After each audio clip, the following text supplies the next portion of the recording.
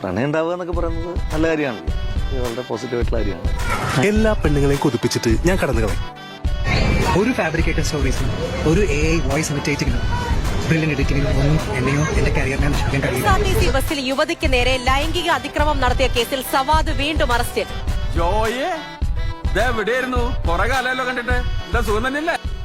അങ്ങനെ താളുമറിഞ്ഞ് നടുപ്പേജ് കീറി ചിറാപ്പൊഞ്ചി മഴയത്ത് നിലാവഞ്ചി തുഴഞ്ഞത്ത് ഓട്ടിയേ കേട്ടിയേ സ്വർണം ചെമ്പായി മാറ്റിയേ കിടക്കുന്നത് ഞാൻ കണ്ടു, കണ്ണടച്ച് കിടക്കുന്നത് ഞാൻ കണ്ടു, കണ്ണടച്ച് കിടക്കുന്നത്. നമ്മള് നൃത്തമൊക്കെ ചെയ്തിട്ടുണ്ടല്ലോ, നന്നായിട്ട് നൃത്തം ചെയ്യും.